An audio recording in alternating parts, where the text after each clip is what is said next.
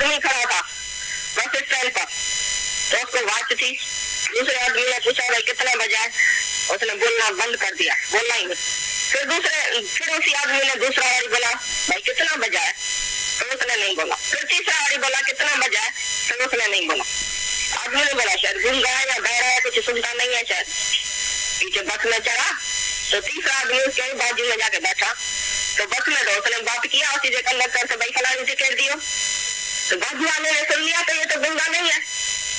तो उसी से पूछा भाई मेहरबानी करके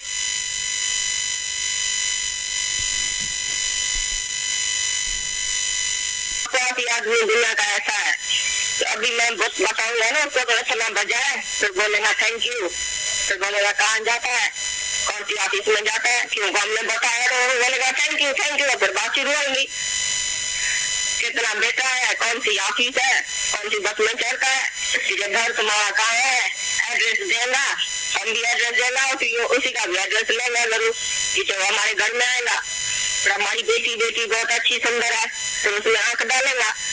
तो जब जिसको वाची नहीं करने के लिए तो मैं उसको लड़की कैसे दूंगा, ये मेरे को बड़ी चिंता लग गई, इसके लिए मैंने बात ही नहीं किया।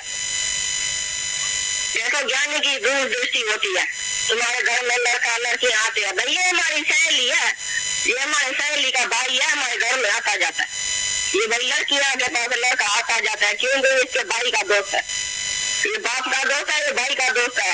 मेरा दो लड़का और लड़कियों के पास बैठा है घर में, और माँ बाप अंधा बोलता है पीछे क्या हुआ, ये तो गर्लफ्रेंड है इसकी, ये बॉयफ्रेंड है, तो घुमा फिरा तो क्या हुआ इसमें, ये मेरा दोस्त है, घर में आता है। ऐसे ही आंख डालेगा, ऐसे ही लव मैरिज होगी, ऐसी तुम्हारी लड़कियां भाग जाएंगी। ये सारी तुम्हारी कमजोरी है कि तुम दूसरे आदमी को, अज्ञानी आदमी को घर में आने देते, आने का क्या जरूरत है किसी को भी। ये अज्ञान की बात करने से ही तो खराबी होती है। तो कितना सियाना था जिसने वाच का टाइम नहीं बताया, बोला हमको ऐसी मेहरबानी चाहिए नहीं उसकी, नहीं हम किसी के ऊपर मेहरबानी करेंगे, नहीं वो हमारे ऊपर करे। तो मेहरबानी करने के बाद तो ये रास्ता शुरू होता है ना सबका, रिश्ता नाता कहाँ से शुरू हुआ, तुमने दोस्त यार कैसे किया, बस रास्ता में ऐसा मिला, ऑफिस में कोई मिला, घर में कोई मिला, बाजू में कोई मिला, बस दोस्त बन गया। वो कौन से कैरेक्टर का है जिसको तुम घर में लाया है। ज्ञानी के सिवा किसी से भी तुम्हारा नाता नहीं होना चाहिए। रिश्ता नाता सबसे तोड़ के एक संग जोड़ दो, एक ही ब्रह्म ज्ञानी है, एक ही गुरु है जिसके साथ तुम्हारा कनेक्शन होना चाहिए, जो तुम्हारे को सत्य के रास्ते पर लेके जाए। बाकी सारी दुनिया तुम्हारे को अंधेरे में गिराएंगी। They fall in love, but we rise in love. दुनिया का आदमी जो प्रेम तुमको करेगा भी, कितना भी दोस्त आएगा, कोई भी आएगा तुमको गिराएगा माया में। कोई सिगरेट पीने वाला दोस्त आएगा, आखिर तुमको सिगरेट को पिलाएगा एक दिन, चाहे तुम कितना भी विचार क्यों ना हो। कोई शराबी तुमने दोस्त कर दिया, एक दिन तुमको शराब के प्याले को उधर लेके जाएगा, जाके पिलाएगा तुमको, जरूर पिलाएगा वो शराब। जैसा जैसा होगा, रंडी बाग होगा तो रंडी के पास तुमको लेके जाएगा। इसके लिए एज द कंपनी से बदल है, ये मन रहता है, गिरावट में जल्दी आता है। कितना दूर बोलता है मैं सिनेमा देखने जाता हूँ, बस घूम लेके आता हूँ। भाई तुम कहा के लिए हमको बोलते हैं सिनेमा में नहीं जाओ, हमने बोला तुमने सारी दुनिया से गो उठाया, बाकी सिनेमा से गो उठाएंगे। सारी दुनिया में तुम दोषी देखते हो, गो देखते हैं, गिरते रहते हैं दिन ब दिन, और सिनेमा में जाएंगे उधर में गो उठा के आएंगे या उधर गिरते जाएंगे। जैसे देखेगा कोई लड़का लड़की के साथ गए तो तुम बोलेगा MBA की गर्लफ्रेंड आज जाके रखता है, बड़ा मजा है। तुम गिरावट की बातें जल्दी उठाएगा ये मन है। सत्संग में बैठते ही तुम इधर ही दोष देखेंगे। ऐसी तो तुम्हारी कौआ जैसी बुद्धि है। एक होता है कौआ जैसी बुद्धि और दूसरा होता है गुणग्रह दृष्टि हंस पक्षी जैसी। हंस पक्षी जो होता है वो दूर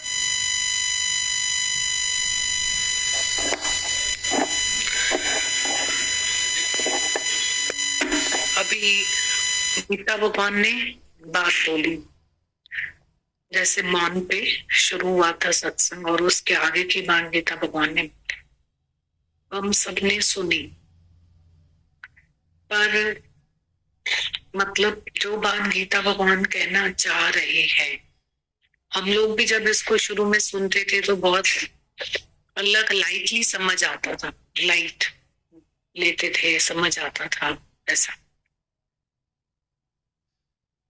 जैसे अभी गीता भगवान ये वाणी को बोल रहे थे, और जैसे सुनने के बाद सच में ऐसा फील हो रहा था कि हमारे यहाँ एक सत्संग में मेन पॉइंट चलता है, वो चलता है as the company so the colour.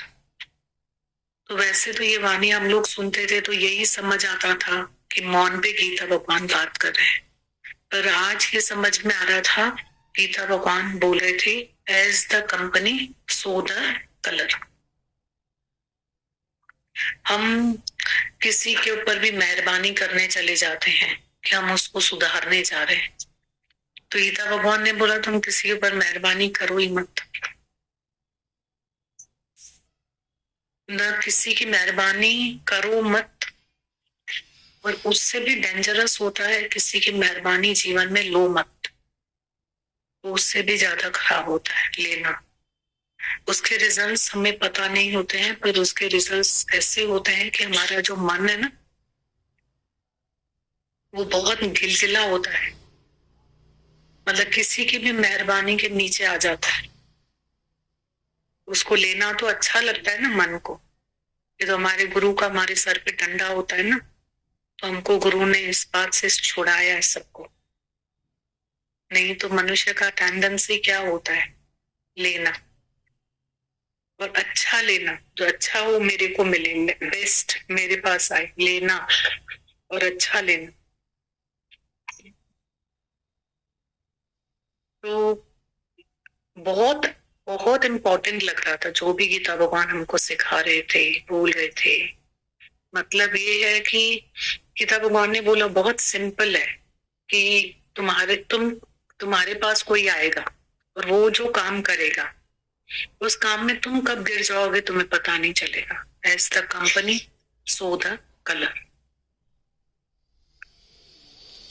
और हमारे यहाँ एक और पॉइंट चलता है कि जितनी श्रद्धा स्त्री रखती है, हाँ, तो वो बहुत जल्दी में रखती है,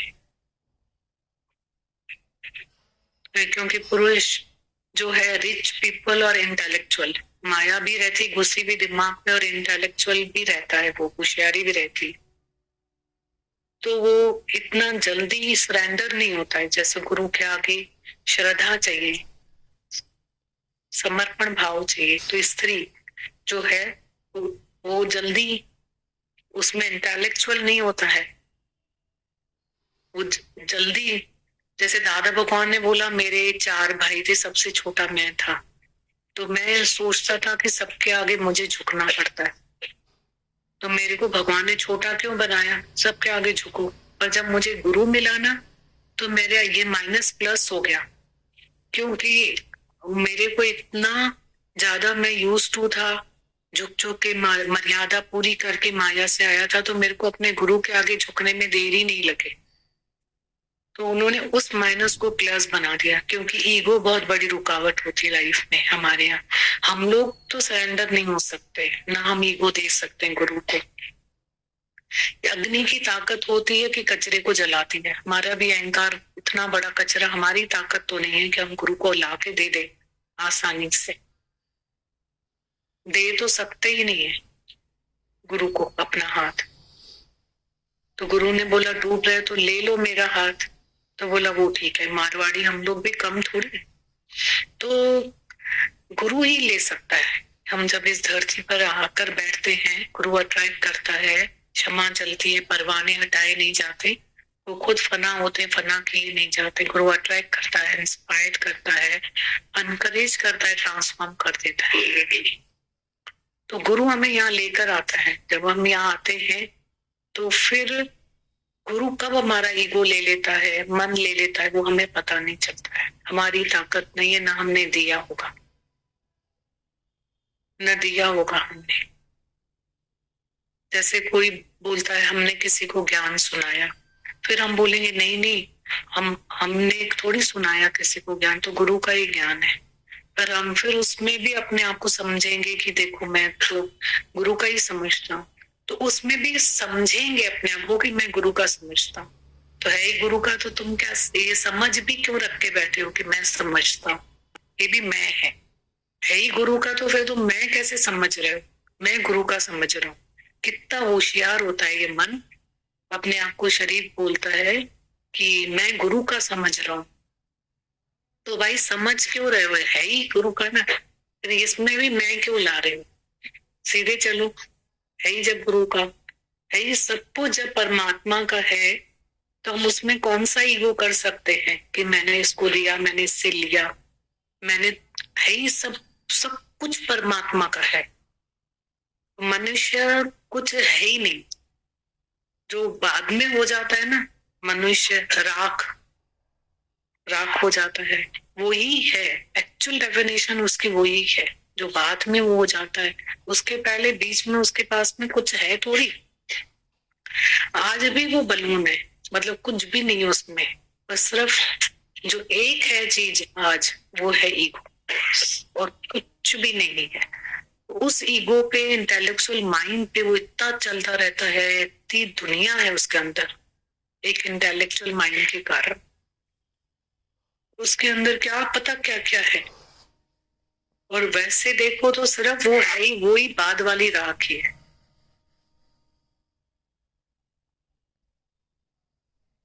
माटी का एक कुंभार से तू क्या मांझे लोई, एक दिन मैं मांझू के थे। सिर्फ एक ईगो है और कुछ भी नहीं है। सौ सियाणा लक होवे, एक ना चले। सौ सियाणा लक होवे, एक ना चले ना।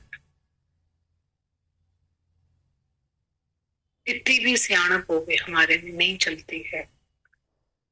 तो ये गुरु की क्षमा जलती है, जिसमें परवाने हटाए नहीं जाते, वो खुद फना होते, फना किए नहीं जाते हैं।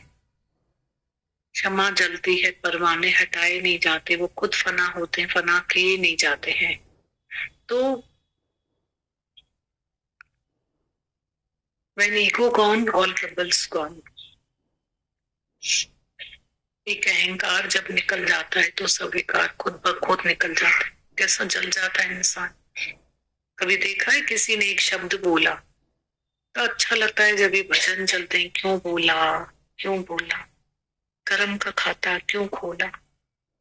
ऐसा शब्द लग जाता है अंदर में, ऐसा लग जाता है। तो टिंचर आयोडीन अगर फोड़े फुंसी पे लगाओ तो जलेगा, और ऐसे लगाओ तो ठंडक पहुंचाएगा। कोई शब्द अहंकार के कारण सारे घर टूटे पड़े, बिना आग जले संसार। और वो ही अहंकार नहीं है तो रिटर्न टू सेंडर। हमारा गुरु बोलता है जो तुम्हें नहीं चाहिए तुम बेच दो वापस। पोस्ट तुम्हारे घर में आती है, तुम्हारे काम के नहीं तो वापस बेच दो, रिटर्न टू सेंडर। जो करेगा सो भरेगा, तू क्यों भया उदास। मेरी कुटिया गलकटियन के पास, जो करेगा सो भरेगा, तू क्यों भया उदास। हम क्यों अफेक्टेड होते हैं, हम अफेक्टलेस हो गए तो वो तब होता है जब यही ईगो हमारा गुरु ले लेता है, तब हमें नहीं लगता है। नहीं तो ईगो है तो अंदर कितना दुख भी लगेगा, सुख भी लगेगा, मान भी लगेगा, अपमान भी लगेगा, शब्द भी लगेगा, लाभ हानि सब लगता है। अब हम लोग कैसे आके कहते हैं गुरु जी अब है ना, हमें नहीं लगता। क्यों नहीं लगता है? अब क्यों नहीं लगता है? उतना नहीं लगता है, पत्थर पे लकीर जैसा नहीं लगता है। अभी जो है वो ना बालू की लकीर हो गया है, फिर कोई बोलेगा अभी ना पानी की लकीर हो गया है, फिर कोई बोलेगा हवा की लकीर, दिखती ही नहीं है। अब तो ऐसा आता है, ऐसा चला जाता है। मिसाल देते थे कि कैसे ठंड जो है, जब गीता भगवान जाते थे, डॉक्टर माखे जानी रहते थे जहां, वहां जाते थे तो नैनीताल ऊपर से ठंड निकल जाती थी, और ये नीचे थे और वो ऊपर से ठंड निकल जाते थे।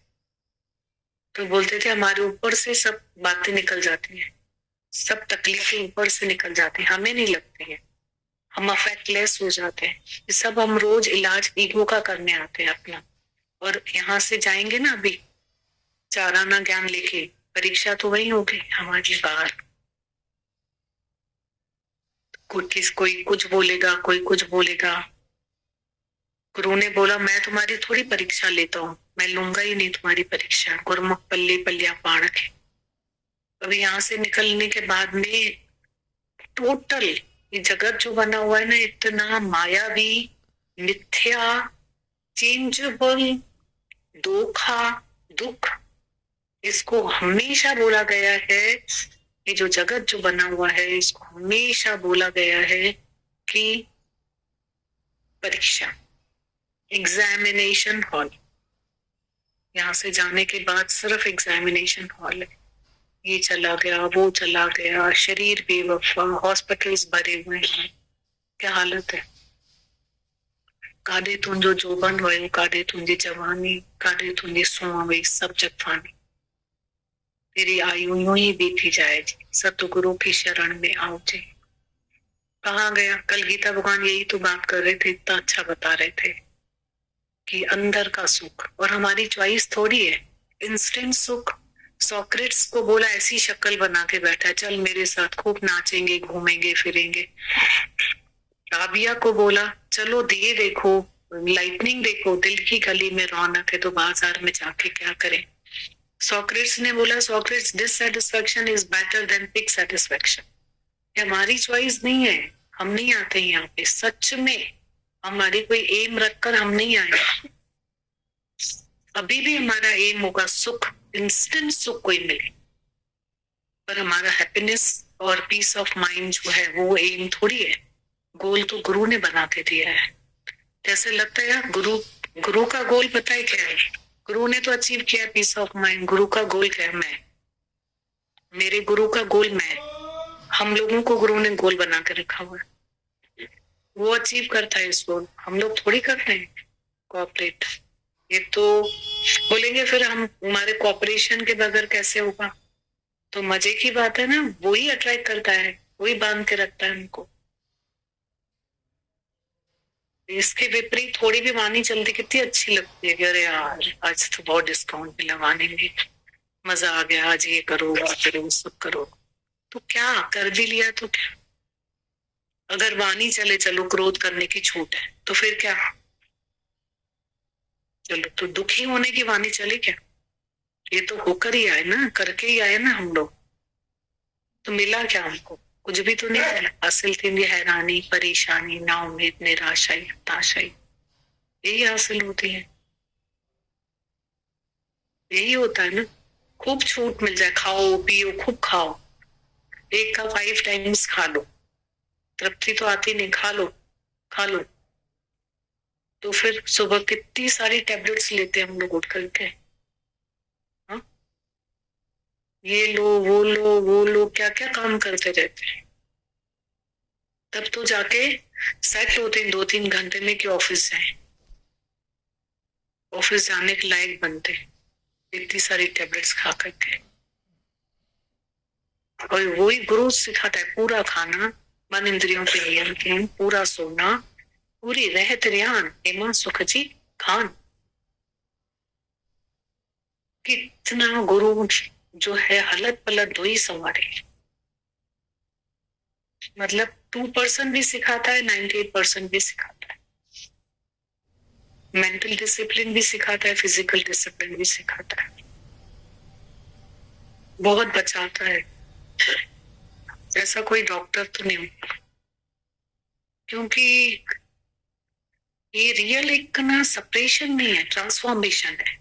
दुनिया में हमारे मन इंद्रियों पे कोई नियंत्रण नहीं करवा सकता हमको, ये रियल ट्रांसफॉर्मेशन है, ये सेपरेशन नहीं है। फिर आप दुनिया में किसी को कुछ भी बोलो वो नहीं कर पाता है, किसी का दोष ही नहीं, क्योंकि वो सेपरेशन हो जाता है। पर ये रियल ट्रांसफॉर्मेशन है, डर में छोड़ेगा, मजबूरी में छोड़ेगा, किसी और बीमारियों से डर के छोड़ देगा, पर ये रियल जो है ट्रांसफॉर्मेशन है। बहुत बहुत मेहरबानी है, कितने एक्सीडेंट से लाइफ में गुरु ने बचाया होगा, एक एक को। एवरी मोमेंट का आनंद और शांति गुरु ने हमें दिया है। कितनी लहरें आती हैं समुद्र में, सब शांत बन के चली जाती हैं।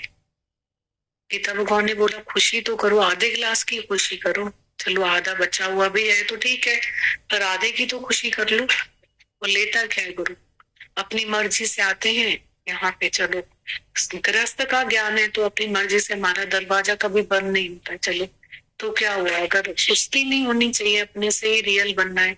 8:45 भी कोई अगर गृहस्थ का काम करके पूरा आया, अभी तो आया तो सही, बैठे आके क्या हो, दरवाजा नहीं बंद होता है कभी भी यहाँ पे। अगर किसी को 9:30 बजे उठ के डिसिप्लिन है कि 9:30 तक तो बैठो शांति से, उठ के चला जाता है तो ठीक है ना, आया तो सही। तो क्या लेता है गुरु, इतना भी तो नहीं बांधता है, 1 घंटे के लिए भी नहीं बांधता है, इतना भी नहीं बांधता है। बाकी तो 23 घंटे तो हमारे पीछे चलता थोड़ी है वो, क्या हमको देखता है क्या करते हो क्या करनी। गुरमुख पल्ले पल्ल्या पान के फायदा है अपना, नुकसान है, तो बोला कि वो तुमको बियर करना पड़ेगा। इतनी बड़ी राहत है गुरु हमारे जीवन की, बहुत अच्छा लगता है। तो वही गीता भगवान बता रहे थे कि कैसे भी अब गुरु मिलने के बाद तुम्हारी कंपनी चेंज हो जानी चाहिए। अगर उसी कंपनी में जाकर के तुम बैठोगे और तुम होशियारी दिखाओगे कि मैं तो उसका शराब छुड़ाने गया था, तो तुम तो पियोगे ही सही उसके साथ बैठ करके, तुम थोड़ी पहुंच पाओगे मायावी बंदों के साथ। तुम कोई टीचर हो क्या, गुरु को हमको ही रिझाने में पूरी जीवन लग जाती है। तो कहने का मतलब है कि इतनी मेहरबानियां भी मत करो किसी के ऊपर, ना किसी की मेहरबानियां लो। ये गीता भगवान बता रहे थे। और as the company so the colour, ये भी बात बता रहे थे, मौन की बात बता रहे थे। और अब वो कंपनी हमें पसंद नहीं आनी चाहिए दिल से, उस कंपनी में हमें नहीं बैठना चाहिए, अपना लॉस एंड प्रॉफिट देखना चाहिए। ऐसा नहीं हम ये पूरा ज्ञान सुन करके और उस कंपनी में बैठ जाते हैं और फिर वही मेहनत आगे दूसरे दिन लेते हैं यहाँ पे बैठ के। तो कुछ तो भी थी जाए दोबारा, हमको भी होना पड़ेगा, तो हमें वो पसंद नहीं आना चाहिए। बहुत अच्छा लग रहा था गीता भगवान का, इसको फिर से सुनते हैं समझ आएगा बहुत अच्छा।